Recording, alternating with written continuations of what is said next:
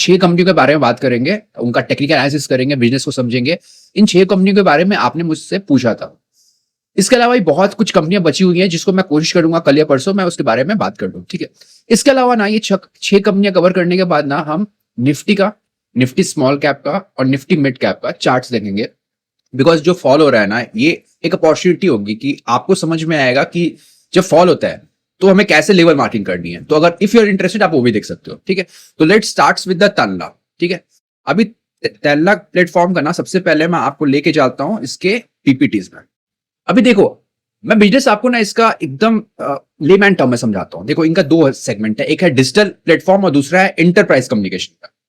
अभी enterprise communication में बता रहा हूं ना, आप जब बैंकिंग यूज करते हो ना तो आपको ओटीपी आता होगा, राइट। जो there is a high probability कि जो आपको ओटीपी आता है ना, वो आता है with the help of the Tanla platform, ठीक है। आपका बैंक इसको यूज कर सकता है, there is a high probability. India में जो भी ये इंटरप्राइज कम्युनिकेशन का काम होता है ना, स्पेशली फॉर द बैंक्स, उसमें 35 to 40% शेयर इस कंपनी का है, ठीक है। अभी रिटर्न की बात करूं तो पिछले 5.5 साल में, मोर प्रिसाइसली दिसंबर 2021 में इसका टॉप बना। उसके बाद से ये कंपनी ने इसे परेशान ही करा हो, एक सेक्युलर फॉल आया। उसका रीजन ऑब्वियसली था कि बिजनेस अच्छा परफॉर्म नहीं कर रहा था। तो जैसे मैंने बताया, इंटरप्राइज कम्युनिकेशन और दूसरा है डिजिटल प्लेटफॉर्म। तो इंटरप्राइज कम्युनिकेशन को मैं बताता हूं कैसे होता है। देखो, बैंक्स क्या होता है, बैंक्स को कम्युनिकेट करना रहता है अपने कस्टमर्स को। किस लिए कम्युनिकेट करेगी, कोई कम्युनिकेशन पहुंचाना है या फिर ओटीपी देना है, राइट, उसके लिए वो कम्युनिकेट करेगी। फिर ई कॉमर्स कंपनीज होती हैं, जैसे आप अमेजॉन या फ्लिपकार्ट से जब ऑर्डर करते हो तो आपको नोटिफिकेशन आता है कि शिपमेंट पहुंच गया या फिर ये शिपमेंट अराइव करने वाला है, राइट। वो सारा का सारा चीजें ना ये इंटरप्राइज कम्युनिकेशन से होता है, ठीक है। यहां पे जो कंपनी है वो अपना पूरा कम्युनिकेशन चैनल नहीं स्टैब्लिश करती है। अगर कोई बिजनेस है, वो क्या करती है, सिर्फ अपना एपीआई इनके इंटरफेस से कनेक्ट कर देती है तानला से, और आप तक ये कम्युनिकेशन पहुंच जाता हो। अभी कंपनी को इसमें क्या फायदा है, ऑब्वियसली तानला को जितने भी इसके क्लाइंट्स हैं, लाइक बैंक्स हो गया या समझो फ्लिपकार्ट हो गया, अमेजॉन हो गया, उसके बदले एक सर्टेन परसेंटेज ऑफ कमीशन देता है फॉर द हर एक मैसेज के लिए। अभी तानला का क्या होता है, तानला देखो, तानला को पैसा मिल गया। अभी तानला डिफरेंट नेटवर्क यूज करता है, जियो यूज कर सकता है, एयरटेल यूज कर सकता है, उसको वो कस्टमर के पास पहुंचा देते हैं। तो जब तानला पहुंचाता है कस्टमर के पास विद द हेल्प ऑफ, क्योंकि वो दूसरे नेटवर्क का ही यूज करेगा ना, तो उसको उस नेटवर्क को भी पैसा देना पड़ता है। तो इसीलिए यहां पे क्या होता है, कस्टमर को पैसा, क्लाइंट से पैसा मिला तानला को, तानला उसमें से पैसा देता है जिसके थ्रू वो मैसेज पहुंचाएगा और बाकी वो रख लेता है। ये इनका कोर बिजनेस है इंटरप्राइज कम्युनिकेशन का, आपको ये समझ लो, ठीक। अभी जो तानला का बुक है ना, उसमें 91% of the revenue as on date वो आता है इंटरप्राइज कम्युनिकेशन का। ये इसमें वॉल्यूम बहुत बड़ा है, लेकिन जो मार्जिन है ना वो कम रहता है, ठीक। दूसरा देख रहे होगे, इनका प्लेटफॉर्म है डिजिटल प्लेटफॉर्म। ये डिजिटल प्लेटफॉर्म में क्या होता है आप समझना, आपने बहुत बार देखा होगा कि आपको एयरटेल, जैसे आई यूज द एयरटेल, तो आपको एयरटेल पहले ही से बता देगा कि ये स्पैम मैसेज है या फिर ये फिशिंग हो सकता है, ठीक है। वो सारा का सारा तानला ने एक ऐसा प्लेटफॉर्म बनाया है with the help of the AI and technology, जो पहले से वो रिस्क को आइडेंटिफाई कर लेता है और वो कम्युनिकेट कर देता है। अभी यहां पे इनका क्लाइंट कौन होगा आप सोचो, इनका क्लाइंट मोस्टली है टेलीकम्युनिकेशन कंपनियां लाइक एयरटेल, वोडाफोन, जियो, ठीक है। अभी जब ये दोनों हम बिजनेस समझ रहे हैं ना, तो आप समझना कि अगर आप मार्जिन की बात करो ना, तो मार्जिन बहुत ज्यादा है इन डिजिटल प्लेटफॉर्म। यहां पे ग्रॉस मार्जिन मोर देन 90% का, यस, मोर देन 90% का है। और इंटरप्राइज कम्युनिकेशन में जो मार्जिन है, ग्रॉस मार्जिन, वो है अप्रॉक्स 20%, 21% भी होता है, 22 भी होता है, इसी के आसपास घूमता है।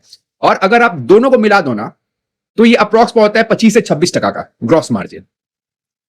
क्यों?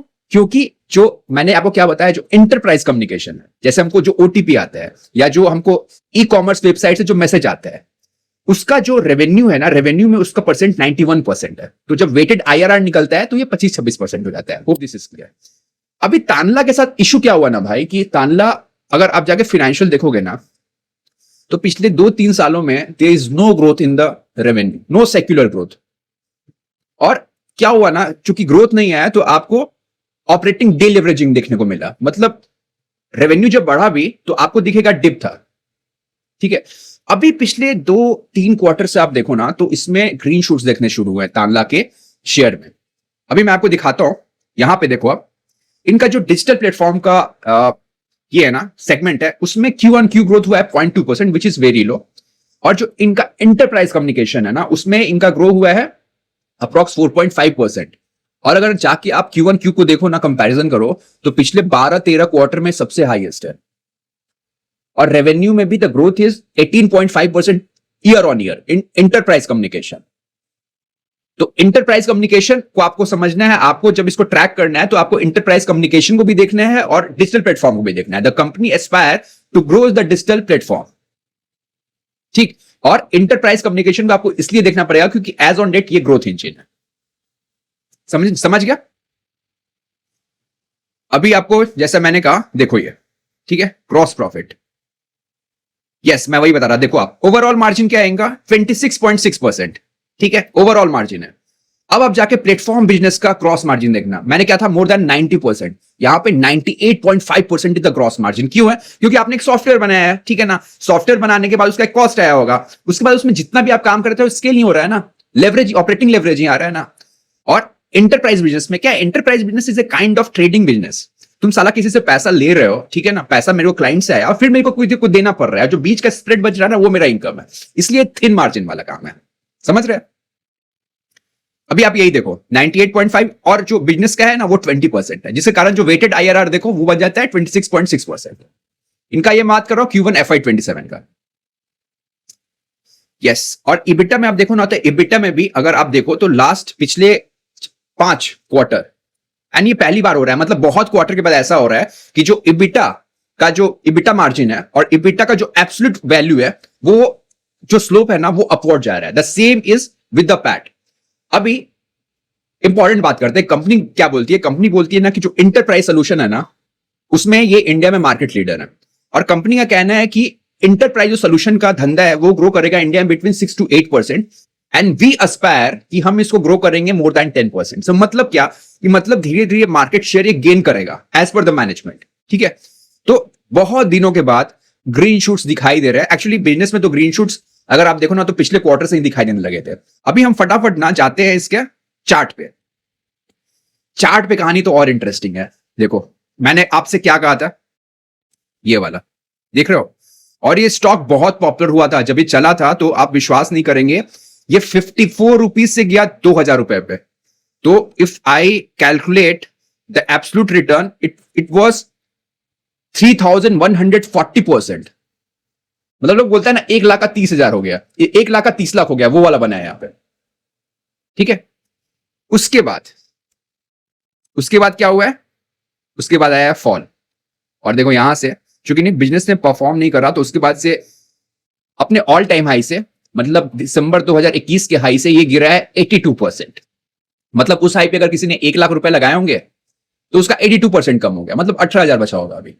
लेकिन अभी हम एनालाइज करते हैं कि ऐसा कुछ दिख रहा है क्या पॉजिटिव बिजनेस में, तो दिख रहा है कि धंधा रिवाइव कर रहा है, बट यहां पे कुछ दिख रहा है कि नहीं वो भी तो देखना जरूरी है ना।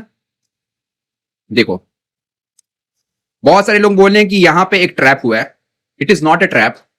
आप इनसाइड कैंडल है किसी चीज को ना, मतलब बहुत सीरियसली मत लेना। इनसाइड कैंडल में if you understand the psychology, तो ऐसा माना जाता है कि इनसाइड कैंडल में कभी भी कोई सीरियस प्लेयर नहीं रहता है, and that is why I ignore it. मेरे ख्याल से यहां पे कोई भी बेस बनाने का कोशिश नहीं हुआ था, ठीक है। अब हम आते हैं यहां पे, देखो एटलीस्ट एक इसके ऊपर तो क्लोजिंग होनी चाहिए ना। अगर मंथली हम चार्ट पे बोलते हैं कि टर्न अराउंड आ रहा है, तो इट शुड क्लोज अराउंड 768। लेकिन मैंने क्या कहा है कि अगर मंथली चार्ट पे कुछ भी नहीं दिख रहा है तो हम उसके एक नीचे भी जा सकते हैं। जो वीकली टाइम फ्रेम है वो भी बहुत बार आपको जो स्टॉक पिकिंग है ना वो बॉटम से करने में मदद करता है, ठीक है। अभी देख लेते हैं,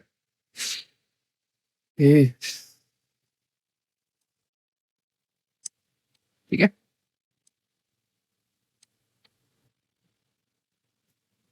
after so many quarter like इतने दिनों के बाद पहली बार ये जो क्लोजिंग हुई है ना, this closing, it is indicating कि बॉटम ना इसका बन रहा है या बन चुका है। I will tell you the logic.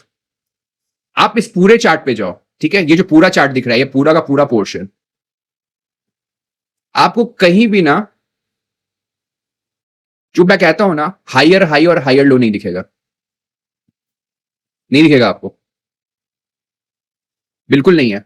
Inside candle को तो कैलकुलेट नहीं करना, अगर करते हो तो चेक कर लो, फिर आपको साइकोलॉजी अपनी चेक करानी चाहिए। इनसाइड कैंडल पे जो अंदर उसके रहता है ना स्ट्रक्चर, फक इट, नहीं आपको धोखा मिलेगा, आप ट्रेड करके देख लो उस पर। आप यहां पे देखो,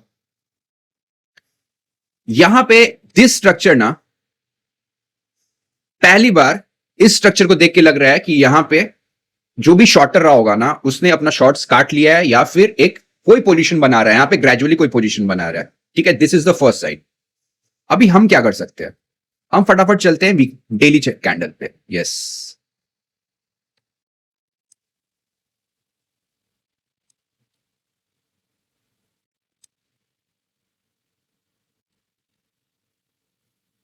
अभी देखो यहां पे, ठीक है,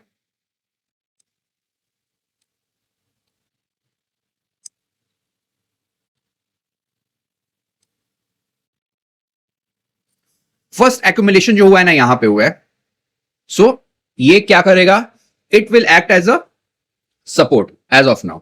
मुझे क्या चाहिए ना, फिर से मुझे एक यहां पे फॉल चाहिए, आप समझना, मुझे यहां पे एक फॉल चाहिए। और दूसरा चीज मुझे क्या चाहिए कि जो दूसरा बेस बने, ठीक है, वो इस बेस के ऊपर हो। ध्यान समझना, ये वाला जो बेस है ये सपोर्ट है, ठीक है, बिकॉज यहां से ट्रेंड रिवर्सल हुआ है, तो मुझे जो दूसरा बेस चाहिए ना, वो इस बेस के ऊपर चाहिए। डबल बॉटम भी नहीं चाहिए, डबल बॉटम रहेगा तो मतलब दिक्कत है, डबल बॉटम नहीं चाहिए मुझे, थोड़ा सा स्लैंट, मतलब अप्रॉक्स 15, 20, 25 डिग्री के एंगल पे एक एलिवेटेड बेस चाहिए। एलिवेटेड बेस क्या, जहां पे फॉल होने के बाद एक ट्रेंड रिवर्सल हो, तो डबल कंफर्मेशन हो जाएगा कि टानला जो शेयर है उसमें बॉटम बन गया है। अभी भी बॉटम बन गया है ऐसा लग रहा है, बट वो डबल कंफर्मेशन जो ये वाला होता है ना, जिसमें बेस शिफ्ट होता है, तो मतलब यार समझो वो होली ग्रेल टाइप का वो सेटअप है। ठीक है, ये रहा टानला के बारे में। अभी दूसरी कंपनी कौन सी है, इस कंपनी का नाम है आई फाइनेंस। आपने नाम सुना भी हो सकता है, नहीं भी सुना हो सकता है। तो जो आई फाइनेंस है ना, वो क्या करती है, आई फाइनेंस फंडिंग करती है माइक्रो एमएसएमई को। माइक्रो एमएसएमई मतलब क्या, मतलब एमएसएमई का ना वो बच्चा। देखो आप जब एमएसएमई एसएमई नाम सुनोगे ना, तो आपको बहुत बार एक वाइड बहुत बड़ा रेंज दिखेगा। ऐसे आप टाटा कैपिटल का अगर एसएमई देखो, तो उनका जो एसएमई सेक्टर है उसमें वो उनका average ticket size term loan का 2 करोड़ रुपए का है। लेकिन हम यहां पे बात कर रहे हैं ना माइक्रो एमएसएमई, या तो आप समझो जो एंट्रेंट है ना, जो एंट्री कर रहा है, ठीक है, जो बच्चा है एसएमई का, उसको ये लोग फंड करते हैं। फंडिंग का जो मोड है ना, वो 2 तरीके का है, एक है सिक्योर्ड और दूसरा है अनसिक्योर्ड। सिक्योर्ड में 2 तरीके से करते हैं, एक होता है इनका लैप।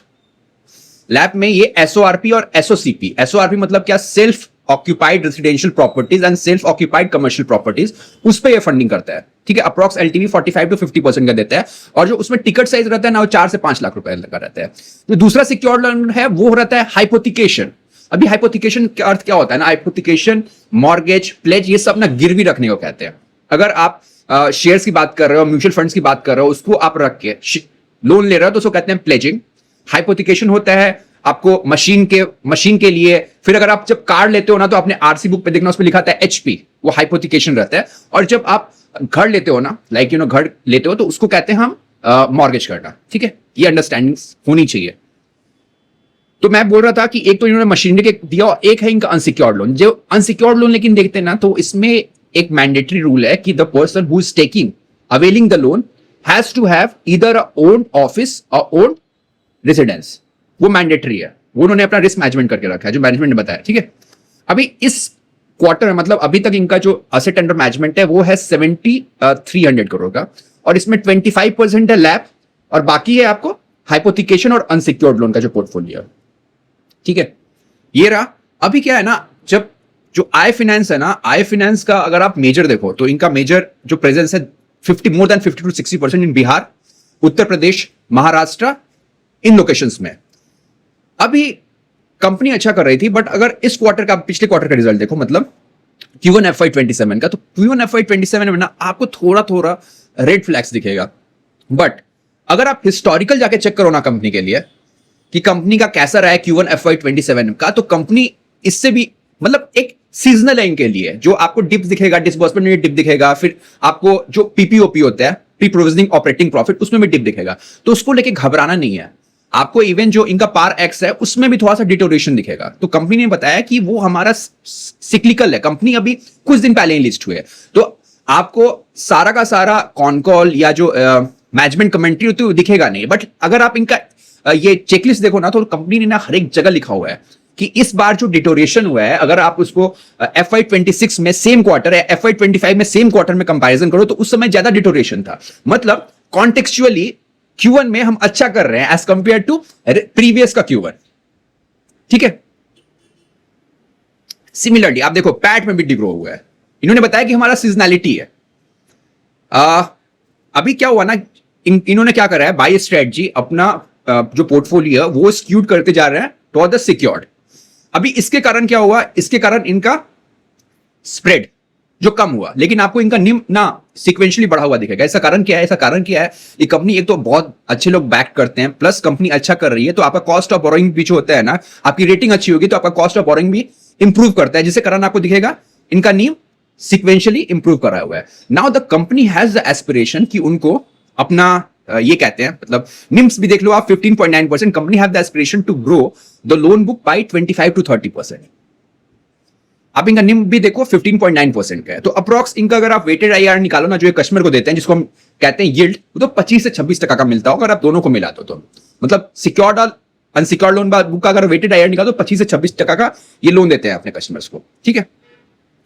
यस, मैं ये स्पार एक्स की बात कर रहा था, ठीक है। ये है 7%, पिछले क्वार्टर में ये था 6.9%, ये पार एक्स है।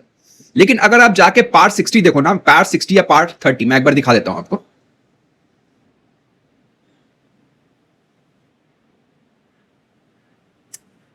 LM पोजीशंस 20, यस, तो उसमें ज्यादा इशू नहीं आया है। इसका मतलब क्या है, पार एक्स का मतलब हुआ कि जो ओवरऑल जो लोन बुक का साइज है उसमें कितने परसेंट में जो मेरा ईएमआई है वो टाइम पे नहीं आया, और पार 30 का होता है कि कितना मेरा परसेंट है जिसमें 30 डे क्रॉस कर गया, ईएमआई ना था 1 तारीख को और 30 क्रॉस कर गया। तो ये मतलब दिखा रहा है ना कि ये सीजनैलिटी का पेन है, आप इसको डिराइव कर सकते हो, ठीक है। ऐसा नहीं है कि स्टेज 2 एसेट में कोई डिटोरिएशन आ गया, अगर उसमें आता तो हमें समझना चाहिए था, we need to be alert, but यहां पे लग रहा है ना कि सीजनैलिटी के कारण। और ऐसे भी अगर आप कलेक्शन इंडस्ट्री में किसी को जानते हो तो उनसे पूछ लेना कि हमेशा Q4 जो होता है ना बहुत स्ट्रांग रहता है कलेक्शन के लिए, और Q1 ना सीजनल के हिसाब से थोड़ा सा वीक रहता है, ठीक है। अभी इंपॉर्टेंट चीज मैं आपको यहां पे दिखा दूं, if you are tracking this business ना, तो इनका FY27 का ये गाइडेंस है कि हम जो अपना असेट अंडर मैनेजमेंट है उसको ग्रो करेंगे बाय 25 to 30%। और Q1 FY27 को ना अगर आप कंपैरिजन करो विज़-अ-वी Q1 FY26 से, वो ग्रो हुआ है 28%। नेट इंटरेस्ट मार्जिन था इनका 14.25 से 14.75 का, पहले क्वार्टर में 15.9% है, which is very good. Opex जो है उसमें ये ऊपर जा रहे हैं, but the company has said कि हमने टेक्नोलॉजी पे खर्चा कर रहा है, और आगे वाले बिकॉज कंपनी का जो H2 रहता है ना, समझना इस कंपनी का जो H2 रहता है ना वो बहुत स्ट्रांग रहता है एज कंपेयर टू H1। तो अगर आप इसमें कोई पोजीशन बनाने की कोशिश कर रहे हो तो आप समझ सकते हो, आपके पास अभी टाइम है, समझ रहे हो। क्रेडिट कॉस्ट बाय 3.5 to 4%, वो 4% है, और रिटर्न ऑन एसेट रहेगा 4 to 4.5%, अभी 3.7% है। ऑब्वियसली चूंकि क्या हुआ, पैड घटा है तो ऑब्वियसली, और आपका ये बढ़ा है, एसेट बढ़ा है, मतलब आपका एडवांसेस बढ़ा है, तो ऑब्वियसली इनका रिटर्न ऑन जो एसेट है ना उस पर थोड़ा सा प्रेशर है, बट द कंपनी एसेट की वी विल मैनेज इट, ठीक है। अभी हम फटाफट ना इसका जाके चार्ट्स देख लेते हैं।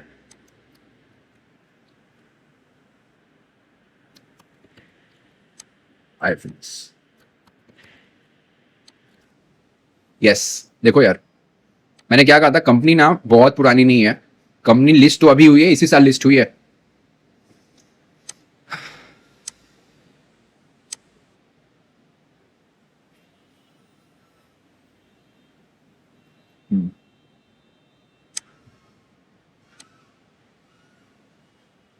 मैंने जो ऊपर वाली लाइन ड्रॉ करी है ना उसके नीचे अगर क्लोजिंग नहीं आती है ऑन द क्लोजिंग बेसिस, तो ये स्टॉक में तो कुछ दिक्कत ही नहीं है। The stock is in A secular trend. ये अगर आप देखो तो इस पॉइंट से यहां पे इसका इन्फ्लेक्शन पॉइंट था अप्रैल 16 अप्रैल से, ये एक सेक्युलर रन में चल रहा है, ठीक है। बट होता क्या है ना, मैं आपको स्ट्रेटजी बता रहा हूं कि अगर आपको अच्छा पैसा बनाना है ना तो आपको एक अच्छी कंपनी में ना उसके या तो साइडवेज में जाने का, या फिर एटलीस्ट वो डेली टाइम फ्रेम में ना वो उसको फॉल करना चाहिए, या फिर वीकली कैंडल्स पे उसको बुलिश फ्लैग बनाना चाहिए। तब आपको ना एक अच्छा रिस्क टू रिवॉर्ड मिलता है और आप एक मोटा पैसा बनाते हो। ठीक है, तो Aye Finance is no doubt a good company, pedigree इसकी बहुत अच्छी है। कंपनी ने, आप ऑप्टिकली देखोगे तो आपको रिजल्ट खराब लगेगा, specially in terms of the asset quality, या फिर आप पैट का ग्रोथ देखो, डिसबर्समेंट फिगर को अगर कंपैरिजन करो सीक्वेंशियली, बट जब जाके आप देखोगे ना कि इसी क्वार्टर में पिछले 2-3 सालों में इन्होंने क्या करा है, तो आपको लगेगा नहीं, company has delivered competitively good as compare to those quarters. ठीक है, तो ये था आई फाइनेंस। अभी जो तीसरी हमारी कंपनी है ना, इस कंपनी का नाम है वन ईएमआई टेक्नोलॉजी, इसको किश्त है इसका टिकर। ठीक है, अभी ये कंपनी ना इंटरेस्टिंग है, कंपनी मुंबई की है, मुंबई बेस्ड कंपनी है, इस बारे में बताता हूं। ये कंपनी क्या करती है, ये कंपनी आई थी तो ये पूरा का पूरा पीएल कर रही थी, और ये करती है डिजिटल पीएल। मतलब आपको अगर पीएल चाहिए ना, तो बस आपको अप्लाई करना है ऑन द स्पॉट, मतलब इन स्पैन ऑफ फ्यू मिनट्स आपको डिसीजन आता है, आपको पैसा भी आ जाता है। ये इसका ब्यूटी था। अभी पिछले 1 साल से ना इसने अपना जो पोर्टफोलियो है ना, उसको चेंज करा है। लगभग आप देखो तो पिछले साल का if I am not wrong Q1 FY26 तक, तो इनका जो रेवेन्यू था उसमें 99% आता था पीएल से, जो बिजनेस सेगमेंट था। अभी इन्होंने इसको चेंज करा है और बाय डिजाइन ये इसको 7% ले गए हैं। इसमें इन्होंने लैब भी जोड़ दिया है। जो ये पीएल करते हैं, डिजिटल पीएल, इसका टारगेट कस्टमर होता है सेल्फ एम्प्लॉयड और सैलराइड। और जो ये कर रहे हैं, मतलब आपको जो लैब कर रहे हैं, वो एसओआरपी और एसओसीपी पे करते हैं, और उसमें इनका जो टारगेट कस्टमर है वो है सेल्फ एम्प्लॉयड। और भाई साहब, ये कंपनी बहुत अच्छे पेस से ग्रो कर रही है। आई फाइनेंस और ये जो अपनी वन ईएमआई है, मतलब किश्त है, दोनों में मेजर जो प्रोमोटर है ना, वो पीई फर्म्स है। और जहां पीई फर्म्स मेजर प्रोमोटर होते हैं ना, तो मुझे पर्सनली ऐसा लगता है वहां पे ज्यादा ओनरशिप ज्यादा रहती है, क्लैरिटी ज्यादा रहती है, मैं पर्सनल ओपिनियन है। अब बात करते हैं इनके लोन बुक के ग्रोथ पे। तो भाई साहब, पिछले साल मतलब ईयर ऑन ईयर पे देखो तो ये कंपनी मोर देन 70% से ग्रो कर रही है, और Q1Q देखो, सिक्वेंशियली देखो तो 18% ग्रो कर रहा है इन्होंने अपने लोन बुक पे। ठीक, आपको यहां पे दिखाई दे रहा होगा, ये आप देखो, मैं एक बार पेन यूज कर लेता हूं। यस, अभी इनका जो लोन बुक है वो है 7,060 करोड़। ठीक है, 7,000 करोड़। अभी फिर आते एक इंटरेस्टिंग बात पे। अभी जो इनका असेट अंडर मैनेजमेंट है, इसका हाफ ऑन बुक है और हाफ ऑफ बुक है। मतलब ऑन बुक क्या, ऑन बुक मतलब इस कंपनी, मतलब किश्त के बैलेंस शीट पे वो, और बाकी का इन्होंने ऑफ बैलेंस शीट रखा है। मतलब किसी से इन्होंने पार्टनरशिप की होगी। पार्टनरशिप क्या होती है, जैसे को लेंडिंग करा होगा, डायरेक्ट असाइनमेंट करा होगा, तो अपने जो पार्टनर बैंक से एनबीएफसी होगी उसके बुक पर वो शिफ्ट हो गया है। तो इस तरह क्या है, आधा जो ये लोन देते हैं, उस आधे लोन को अपने बैलेंस शीट पे रखते हैं और आधे को पार्टनर पे डाल दिया। इससे फायदा क्या होता है ना, देखो, आपका कैपिटल फ्री हो जाता है। अभी हम समझते हैं इनका एक यूनिक प्रोपोजिशन है, ध्यान समझना। आपने सुना होगा को लेंडिंग, डायरेक्ट असाइनमेंट। इनके क्या कॉन्सेप्ट है ना, ये एक 100-0 करते हैं। 100-0 में क्या होता है ना, कि अपनी जो कंपनी है किश्त या वन ईएमआई टेक्नोलॉजी, ये बिल्कुल एक पैसा अपना नहीं देगी जब ये लोन किसी को दे रही है। समझना कैसे, मान लो वन ईएमआई का टाई अप है विद एचडीएफसी बैंक और करूर वैश्य बैंक, सब इनके बहुत सारे बैंकिंग के पार्टनर है। तो ये बैंक सिर्फ कस्टमर लेके आएगी, उनका अंडरराइटिंग करा देगी, फाइल कलेक्शन कर देगी, सब प्रोसेसिंग करा देगी। ठीक है, और जो पूरा का पूरा पैसा होगा ना, वो वाली बैंक डिसबर्स कर देगी सीधे कस्टमर को। अभी इनको फायदा क्या मिलता है, इनको मिलता है सर्विसिंग फी, जो इनका फायदा है। तो अगर आप इनका ऑफ बुक देखो ना, तो उसमें 75 to 80% यही होता है। 100-0 कहते हैं इसको स्कीम। और उसके बाद 23 to 24% इज द को लेंडिंग। अभी को लेंडिंग में ये बोलता है कि हम 5 to 20% करते हैं, सिर्फ 20% नहीं करते हैं। मतलब सपोज अगर इनका करूर वैश्य बैंक है, किसी बैंक से टाई अप हुआ, तो ये कस्टमर आइडेंटिफाई करेगा, और जो बड़ी बैंक है एनबीएफसी है, वो 95 रुपीज देगी और ये 5 रुपया देता है। ठीक है, आपको को लेंडिंग में बहुत तरीके के बेनिफिट होते हैं। कभी कभी ये जो कंपनीज होती है ना, वो इंटरेस्ट स्ट्रिप भी खा लेती है। मतलब वो मैंने बहुत बार समझाया हुआ है, तो आप मेरे प्रीवियस के जो वीडियोस है ना, जो मैंने एनबीएफसी बनाया, उसमें आके देख लेना। ठीक है, तो इनका जो ग्रोथ है ना भाई, ग्रोथ का स्पीड इज वेरी गुड। अभी हम आते हैं, एक मिनट, ठीक है, फाइनेंशियल स्नैपशॉट देखो आप भाई। अब पैट का ग्रोथ देखो, ठीक है, 50% year on year. Awesome company है, मतलब ग्रोथ बहुत अच्छा कर रही है एज ऑन डेट। यस, अभी देखो ये क्या है ना, अगर आप इनका चार्ट में दिखाऊंगा ना, तो चार्ट एक सेक्युलर अप ट्रेंड में है। बट यहाँ पे एक इंटरेस्टिंग चीज है, मैं बता रहा हूं। अगर आप जाके देखना ना तो Q1 FY27 इनका ना हिस्टोरिकली उसमें असेट क्वालिटी जो मैंने बताया कि सीजनैलिटी रहता है तो उसमें एक डेंट आता है। तो हम फटाफट चार्ट में चलते हैं, ठीक है। जो मैंने अभी बात की ना इसको याद रखना। देखो ये इनका डे चार्ट है और ये भाई साहब ये कंपनी तो मई की कंपनी है, मतलब जून जुलाई, मतलब 2 महीने पुरानी कंपनी है ये। तो इतनी अच्छी कंपनी है तो हम क्या स्ट्रेटजी बना सकते हैं। तो मेरे को चाहिए एक खराब रिजल्ट, ठीक है। थोड़ा सा अगर ढीला रिजल्ट आता है Q1 FY27 और जिस तरीके से आगे बढ़ रहा है ना तो मार्केट एक्सपेक्ट कर रहा है कि कंपनी अच्छा रिजल्ट देगी। अगर जो बाई ट्रेंड रहा है इस कंपनी का या जो इंडस्ट्री का ट्रेंड है उसमें अगर एसेट क्वालिटी में थोड़ा सा भी डाउन ट्रेंड आता है तो ये कंपनी फॉल कर सकती है। और जब जब फॉल करेगी ना तो जैसे मैंने बताया जब गिरेगी फिर एक्यूमुलेट करेगी तब हम इसको बाय कर सकते हैं, ठीक है। अभी तो इसमें मूविंग एवरेज भी नहीं लगा सकते, बहुत नई कंपनी है। So it's a very good business, asset quality अच्छी है। अगर आप सिक्वेंशियली भी देखो तो इन्होंने अपना इनका एसेट क्वालिटी को भी इंप्रूव कर रहा है। ग्रॉस एनपी इनका अच्छा है, क्रेडिट कॉस्ट कम हुआ है, नेट एनपीए कम हुआ है। आप पार के फिगर्स देखो, पार के फिगर्स भी सारे अच्छे हैं, ठीक है। कलेक्शन इफिशियंसी भी अच्छी है, एक्स बकेट भी सही है। तो सारे के सारे चीजों पे नया कंपनी अच्छा कर रही है। हाउएवर अगर मुझे चाहिए कि नहीं मैं रिजल्ट का वेट नहीं करता हूं, ठीक है। So what should be the thing, तो इसमें कुछ नहीं करना है, एक छोटा सा रिस्क रिवॉर्ड रहेगा 307 या ये वाली लाइन, ये लक्ष्मण रेखा है।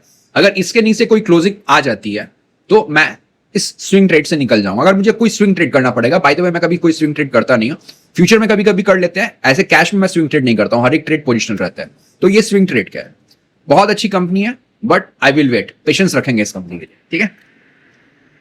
उसके बाद अगली कंपनी है एनटीपीसी ग्रीन। यस भाई देखो एनटीपीसी ग्रीन का दो काम है, एक है सोलर का, एक और विंड एनर्जी का, और तीसरा आजकल ये जो ग्रीन हाइड्रोजन होता है ना उसमें भी इसने एंटर करा है। इसका चार्ट इंटरेस्टिंग है, उस पर समझेंगे। पहले मैं आपको बता दूं, ये सीक्वेंशियली मैं आपको बता रहा हूं इनका रिजल्ट अच्छा है, नो डाउट। अगर आप देखो तो इनका जो रेवेन्यू है वो ग्रो करा है 21% as compare to the last quarter, और इनका जो ऑपरेटिंग एबिटा है वो ग्रो कर रहा है बाई 28%। पीबीटी और पैट 49% और 55%, क्वाइट फिगर्स बता रहे हैं कि ऑपरेटिंग लेवरेज यहां पे काम कर रहा है। दैट्स इट, ठीक है। ये कंपनी का भी आईपीओ आया था, अभी चार्ट पे देख लेते हैं कि कब आया था। एनटीपीसी ग्रीन, और जहां तक मुझे याद है ना मेरे एक कस्टमर थे, उन्होंने एनटीपीसी का शेयर खरीदा था कि उनको ये आईपीओ मिल जाए, और क्या मस्त पैसा बना है। मतलब अगर आप देखो तो मतलब अप्रॉक्स 50% ऊपर गिरा है। जिन्होंने इसमें फंडिंग लेके आईपीओ में पैसा लगाया होगा ना, होंगी तो वॉट लगी होगी। चलो अभी हम देख लेते हैं फटाफट इसका मंथली टाइम फ्रेम पे चार्ट। यस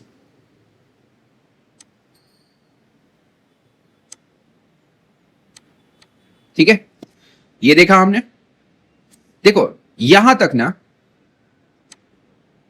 यहां तक ये चार्ट ना एकदम कंटिन्यूअस निगेटिव ट्रेंड में है। मतलब इसमें कोई ट्रेड बनता ही नहीं है पहली बात। लेकिन यहां पे आप ये देख रहे हो, ये ऊपर जाता है, फिर इस स्विंग हाई के ऊपर क्लोज नहीं कर पाता है, but on a non closing basis ये इसके हाई को ब्रेक करता है on the non closing basis, ठीक है।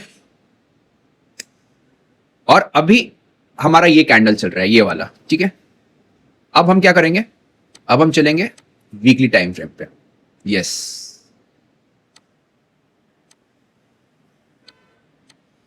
एक कंपनी है बीएलएसई ई सर्विसेज, उसका चार्ट जाके देखना, मंथली चार्ट ब्रेकआउट हो चुका है। उस पर मैंने 1 महीने पहले वीडियो बनाया था, ऑब्वियसली हमारा पोजीशन है उसमें, पूरा डिटेल वीडियो बनाया था। एक कुछ ना उसी तरह का चार्ट, ये पैटर्न है, उसी तरीके का पैटर्न है, ध्यान से देखना। क्या मैंने कहा, यहां तक, ठीक है ना, इस कैंडल के बनने से पहले तक this stock was a fucking sale. मतलब अगर कोई बोलेगा पैसा भी देगा तो मैं इसको बाय नहीं करूंगा। बट अभी क्या हुआ है ना, आप देखते चलना, ये वाला, ठीक है। यहां से एक टर्न अराउंड मतलब लग रहा है कि आ सकता है कंपनी में, यहां से जो ये ब्रेकआउट हुआ है, और उसके बाद ये वाला हुआ, एक कंफर्मेशन हो गया, ठीक है। एक बार मैं डेली टाइम फ्रेम देख लूं। यस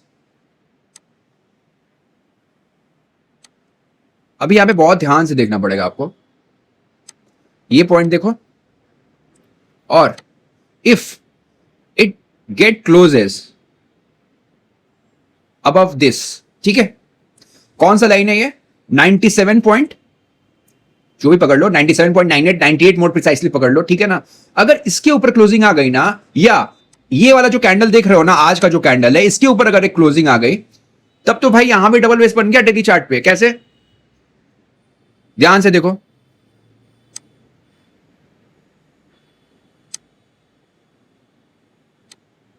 मार मार मार के सेलर ले आया, यहां से ट्रेंड रिवर्सल हुआ, फिर यहां सेलर मार रहा है और यहां से रिवर्सल हो गया, डबल बेस, ठीक है। इस पे ध्यान रखना, अगर आप एनटीपीसी ग्रीन को कर रहे हो ना, मैं बता रहा हूं, पैसा कभी भी ना आपको, मैं हमेशा बोलता हूं, जब सीड रहे ना, जब छोटा बच्चा रहे ना, तब उस पर बेट लगाओ, आपका रिस्क रिवॉर्ड छोटा रहता है। कल मैंने क्या आपको बताया था, ब्लू स्टोन ज्वेलरी की कहानी बताई थी ना, वैसे ही पैसा बनेगा भाई, छोटे में आपको घुसना है ना, कि ग्रीड साला पूरा मोहल्ला चिल्ला रहा है। ऐसे एक स्टॉक है तत्वा चिंतन, जाके देखना, तत्वा चिंतन में ना, अब जाके देखना, जुलाई 2025 में उसमें ब्रेकआउट आया था। अभी देखना उसको कुछ दिन में ना, सारे के सारे एनालिस्ट जो सोशल मीडिया पे एनालिस्ट होते हैं ना, वो उसका प्रचार करेंगे, अब जाके देखना। प्यारा स्टॉक है तत्वा चिंतन भी, उसमें भी आपको टाइम साइकिल समझना पड़ेगा, उसमें भी ना सीजनैलिटी वाला बिजनेस है वो, और फिर से वो ऊपर की तरफ जा रहा है, ठीक है। चलो डाइवर्ट हो गया।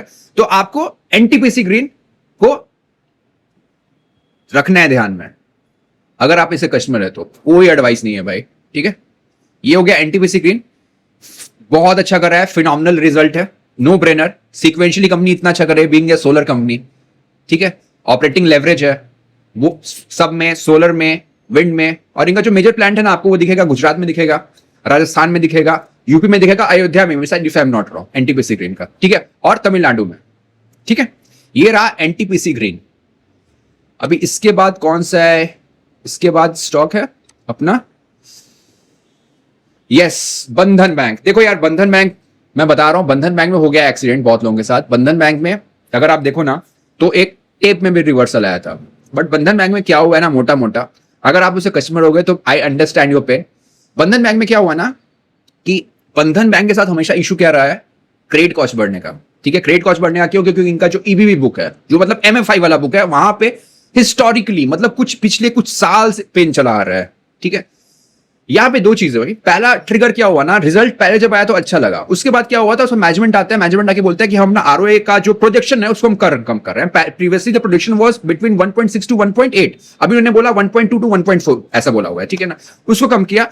उनका क्या कहना है, उनका कहना है कि एक्चुअली ऐसा है कि हमको ना अपना जो प्रॉफिटेबिलिटी बढ़ाना है ना, मतलब ऑपरेटिंग अगर लेवरेज लाना है, तो हम एक क्या कर रहे हैं कि हम जो डीएसए से जो सोर्सिंग होती है ना, उसको कम कर रहे हैं। अभी आप ध्यान से समझना, जब आप डीएसए के थ्रू लोन्स लेते हो ना, तो एवरी कंपनी और एनबीएफसी हैज टू पे अ सर्टेन परसेंटेज।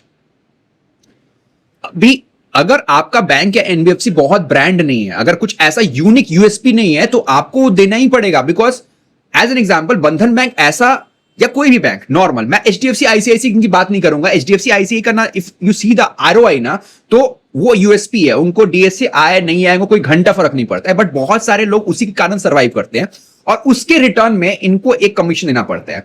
मतलब अगर आप अनसिक्योर्ड लोन दे रहे हो, तो अनसिक्योर्ड लोन में लोन अमाउंट का 3 to 5% ऑफ द कमीशन जाता है डीएसए को। In case of the home loan वो कम रहता है, वो रहता है अप्रॉक्स 1 to 1.25%, कहीं कहीं अगर कॉर्पोरेट डीएसए तो 1.5 भी जाता है। जो लैप है ना, लैप मॉर्गेज में ये 1.5 to 2% भी जाता है ऑन द प्राइम लैप। अगर अफोर्डेबल है तो उसमें ज्यादा मिलता है, उसमें आपको 3% तक मिलता है। तो बैंक का कहना है कि हम क्या कर रहे हैं, हम अपना एलओएस बना रहे हैं। एलओएस क्या हुआ, एलओएस ये बना रहे हैं, उस पर बोले कि टेक्नोलॉजी में खर्चा होगा, इसी कारण हमारा जो कॉस्ट टू इनकम है वो भी बढ़ेगा, जिसके कारण हमारा जो पैट है वो आने वाले एक, मतलब क्वार्टर तो नहीं बोलूंगा, ए सीरीज ऑफ क्वार्टर, मतलब 3-4 क्वार्टर तक नीचा रहेगा, जिसके कारण क्या होगा, हमारा रिटर्न ऑन इक्विटी का फिगर कम हो जाएगा। रिटर्न ऑन एसेट, आरओए का फॉर्मूला क्या होता है, PAT divided by the total asset, ठीक है। तो अगर पैट उस प्रोपोर्शन में नहीं बढ़ेगा जिस प्रोपोर्शन में अगर आपका लोन बुक ग्रो कर रहा है, तो ऑब्वियसली आरओए जो कम हो जाएगा ना, समझ गया। दूसरा इशू क्या है ना यार, ऐसी I also track this company, दूसरा इशू क्या है ना, जो लोग बात नहीं कर रहे हैं, अगर आप जाके इनका एमएफआई का लोन बुक देखो ना, तो उसमें मेरे को ना एसएमए 0, ठीक है ना, एसएमए 0 क्या होता है, वो लोन जिसमें DPD between more than 0 to 30 days है। मतलब मुझे मुझे अगर 30 तारीख को लोन देना था, ठीक है ना, मैंने नहीं दिया, लेकिन मेरा जो ड्यू है ना वो बिटवीन अगले महीने के 30 तारीख से पहले तक का है, ठीक है ना। तो ऐसे में जीरो में ना यहां थोड़ा सा अपस्टिक है। तीसरा कंसर्न क्या है ना, मुझे अगर आप देखो तो इनका जो लोन बुक का ग्रोथ है ना वो सिक्वेंशियली बहुत सबड्यूड है। आप यस बैंक से कंपैरिजन करो या फिर फेडरल बैंक से करो या इवन आईसीआईसी बैंक से करो तो उनसे भी कम है इनका, which is not good. Same applies to the saving, जो इनका जो सेविंग अकाउंट और कासा और एफडी का है ना उसमें भी ग्रोथ नहीं है। और कंपनी कह रही है कि भाई बहुत ज्यादा फाइट हो रहा है फॉर द, ये जो रिटेल में जो सेविंग अकाउंट के लिए ना बहुत ज्यादा फाइट हो रहा है, इसके कारण भी हम अब फर्दर जो हमारा कॉस्ट ऑफ बोरोइंग है, ठीक है ना, उसको हम नीचे नहीं कर पाएंगे। तो इसलिए मार्केट ना बहुत ज्यादा पेसिमिस्टिक हो गया इसको लेके। एंड वो ऑब्वियस है, वो गलत नहीं है, मार्केट ऐसा कर रहा है तो ऑब्वियस है। अभी हम जाते हैं, अगर आपके पास बंधन बैंक का शेयर है तो हम समझते हैं, ठीक है। देखो ये देखो बंधन बैंक,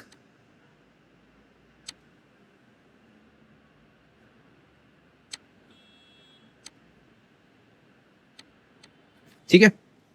क्या हुआ यहां पे पहला बार एक दिखा कि एक हायर हाई और हायर लो बना, ठीक है। अभी आप अगर इस कैंडल को देखो तो अगर आपने मेरा क्यूपिड वाला कैंडल देखा होगा ना तो याद होगा क्या हुआ है, पिछले वाले हाई को इनगल्फ किया और नीचे जा रहा है, ठीक है।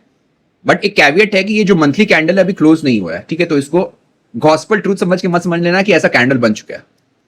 अभी क्या है ना, मैं आपको इसकी स्ट्रेटजी बताता हूं कि इसमें हम कर क्या सकते हैं। सपोज आपको प्लानिंग कर रहे हो आप बंधन बैंक की, ठीक है ना, तो एक ये कैंडल दिख रहा होगा आपको, इसमें कितना 22% का करेक्शन आया है।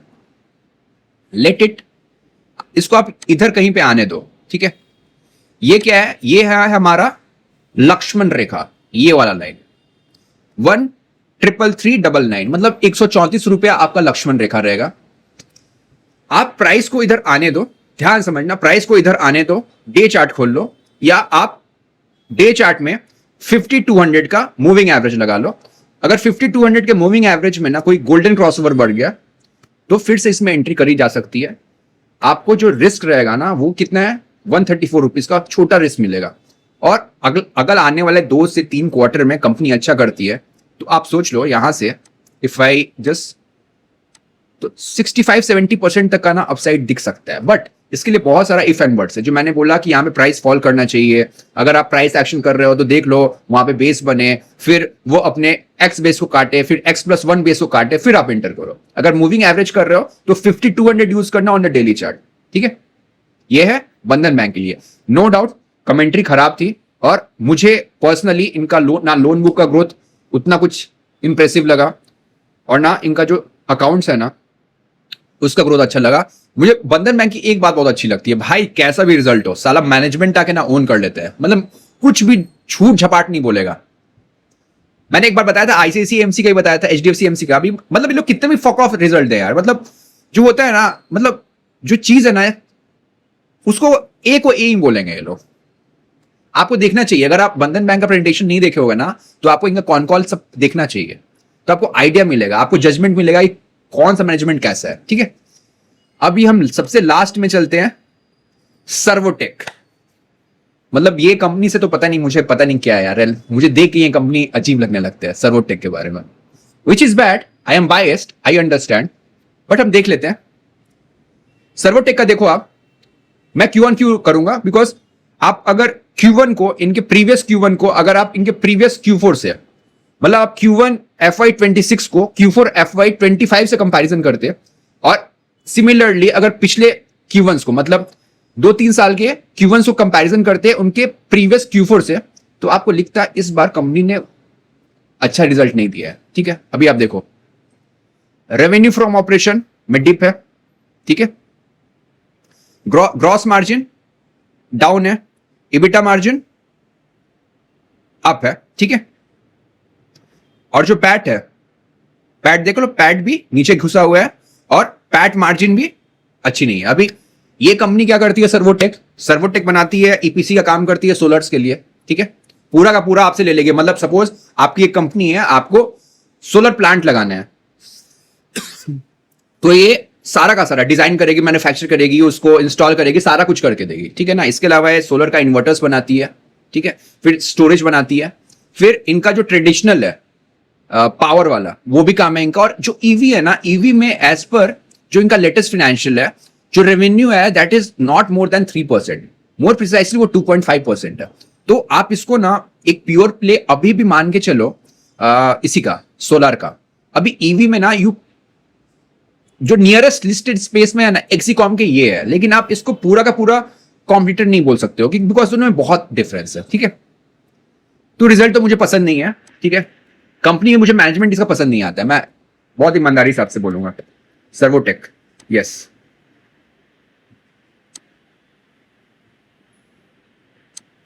किसी भी ख्याल से आप बताओ, ये मैंने मंथली चार्ट खोला हुआ, किसी भी तरीके से आपको ये चार्ट अच्छा लग रहा है? और एक और चीज मैं आपको बता रहा हूं, आप भी देखो, 1 2 3 4, मतलब 3 महीने के बाद पहली बार जो करंट महीने का लो है उसने पिछले महीने के लो के नीचे गया है, ठीक है, not on the closing basis, बस गया है। अब ये देखो मंथली चार्ट,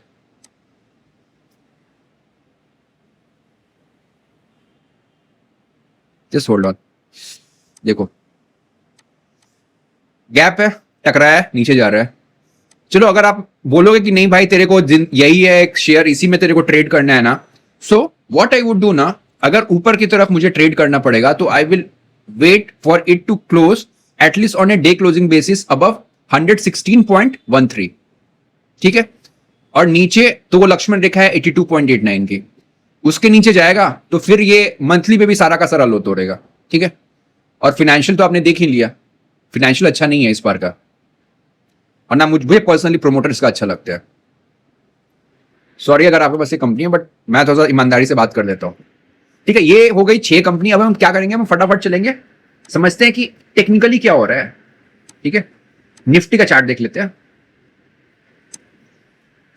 देखो ये निफ्टी का ना मंथली चार्ट है, अपन मंथली जाएंगे, क्वार्टर ये मंथली जाएंगे, वीकली जाएंगे और डेली जाएंगे, ठीक है। अभी आप देखो कुछ नहीं, बस एक तैयारी हो रही है अभी तक। रीजन क्या है,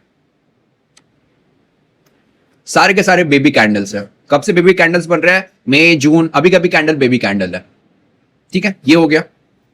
अभी हम ना ये फटाफट ये पिछले महीने का लो है, इसको टच कर लेते हैं, ठीक है। यस, देखो अब एक और चीज ध्यान समझना, यहां पे एक सपोर्ट क्यों आएगा, समझना क्यों आएगा सपोर्ट, आना चाहिए यहां पे एक सपोर्ट इसलिए आना चाहिए क्योंकि यहां पे गैप है। मैंने क्या बताया हुआ है, अगर आप देख रखते होगे मेरे को, कभी भी थोड़ा सा ध्यान देकर सुना होगा, तो जो गैप होता है प्राइस के ऊपर, it act as a support, ठीक है।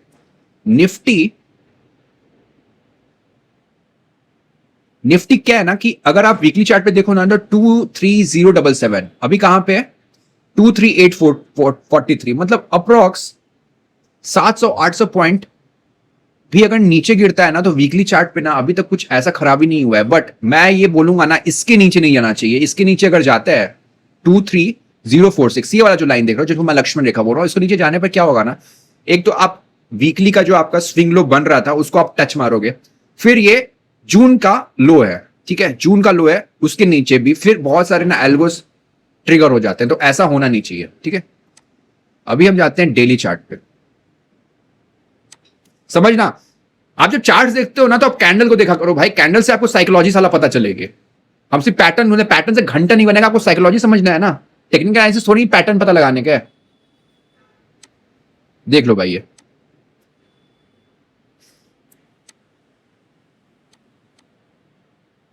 जब तक 23801 टूटता नहीं है, ध्यान समझना, टूटता नहीं है मतलब डे की उस दिन की कैंडल की क्लोजिंग नहीं आती है ना, तब तक निफ्टी अभी भी बाय ऑन डिप है on the day chart. Weekly का दूसरा है, वीकली का मैंने दूसरा बताया हुआ है, ठीक है। और देखो यार एक रेंज है, अभी यहां पे आप देखो, ये वाला चार्ट आप देख रहे हो, जब भी मैं किसी को सिखाता हूं ना, तो मैं उसको हमेशा कैंडल का साइकोलॉजी बताता हूं। आज का कैंडल देखो आप, क्या है दिख रहा है, स्टेटस को है, ये गैप डाउन हुआ, फिर गैप डाउन होने के बाद क्या हुआ, इसको सेलर्स, ठीक है, पहले गैप डाउन हुआ, फिर ये ऊपर गया। ऊपर क्यों गया? ऑब्वियसली जो टेक्निकल एनालिसिस करता हो, जो डे ट्रेडिंग करता हो, उसको लगा गैप फिलअप करेगा, तो वहां पे ले गया उसने, फिर वहां माल काट लिया, इसलिए ये फिर नीचे आया। फिर ये जैसे ही अपने यहां पे देखो लो के पास पहुंचा, जो बायर्स होंगे, जो बाय ऑन डिप करता है या जो टेक्निकल एनालिसिस करता होगा हार्डकोर, उसको लगेगा अरे साला यहां पे तो ये है, ये मेरा स्विंग लो है ना, डेली चार्ट में मेरा स्विंग लो है, तो बाय कर लो, इसलिए बाय आएंगे ये। अभी मैं तुम्हें बता रहा हूं, अगर ये टूटना होगा ना तो आप याद रखना ये गैप डाउन ही टूटेगा। इस तरह का जो कैंडल बना है ना, जब मैं बनाना शुरू कर रहा था तो ये एक्चुअली एक मारू बोजू टाइप का कैंडल दिख रहा था, बट अभी का जो कैंडल है ना, ये निफ्टी का, ये है खराब कैंडल है, बट ऐसा नहीं है, मतलब फाइट आई है यार। और दूसरा चीज है ना, अब निफ्टी को ना यहां पे एक रेजिस्टेंस मिलेगा, याद रखना। ये क्या है? 23995। क्यों? क्योंकि यहां पे गैप डाउन हुआ है। 23991, फिर एक यहां मिलेगा 24190, और फिर एक यहां मिलेगा, ऐसा है, ठीक है। ये निफ्टी हो गया। अभी हम निफ्टी स्मॉल कैप को देख लेते हैं। ओ भाई यहां, ठीक है ठीक है ठीक है।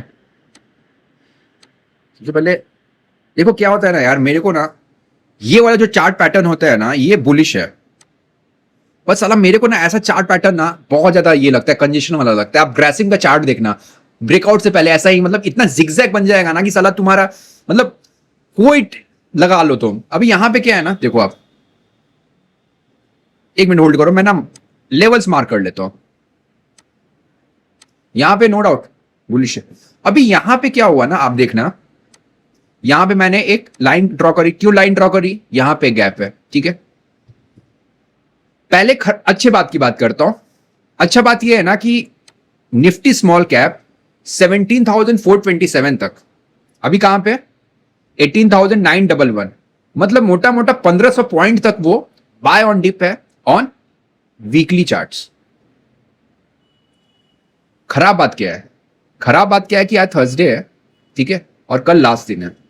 और आप ये वाला देख रहे हो कैंडल, इसने जो, ध्यान से समझना, ये जो पिछला वाला कैंडल है 13 जुलाई का, उसके नीचे गया है, ये लो के नीचे। आप बोलोगे ऐसा थोड़ी है, पहले भी गया हुआ है। हाँ, इस कैंडल में गया है ना, 29 जून के कैंडल में भी जो कैंडल था वो अपने प्रीवियस कैंडल के लो के नीचे गया। बिल्कुल सही बोल रहे हो आप। बट वो क्या क्लोज हुआ? क्या वो क्लोज हुआ उसके हाई के ऊपर। ये पावर दिखाता है। ये एक्चुअली एक तरीके का रिजेक्शन कैंडल है, जो ब्लैक दिख रहा है, तो आप इसको बोल सकते हो कि एक तरीके का क्या है, क्या है ये, इसको खा गया है भाई, इसलिए इसको कहेंगे बुलिश इनगल्फिंग कैंडल। अभी आप देखो ये,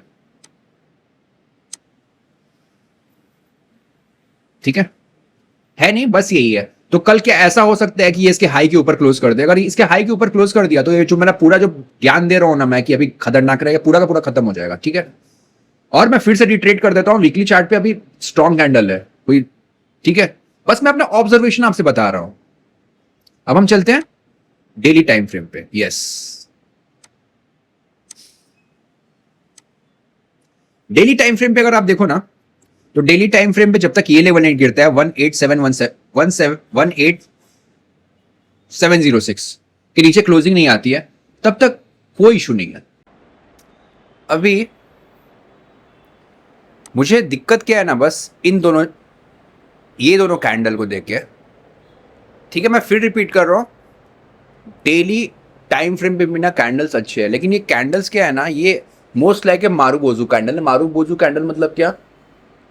जो हाई है वहीं ओपन हो रहा है और जो लो है ना वहीं क्लोजिंग हो रहा है। ये ना एक स्ट्रॉन्ग सेलिंग दिखाता है, ठीक है।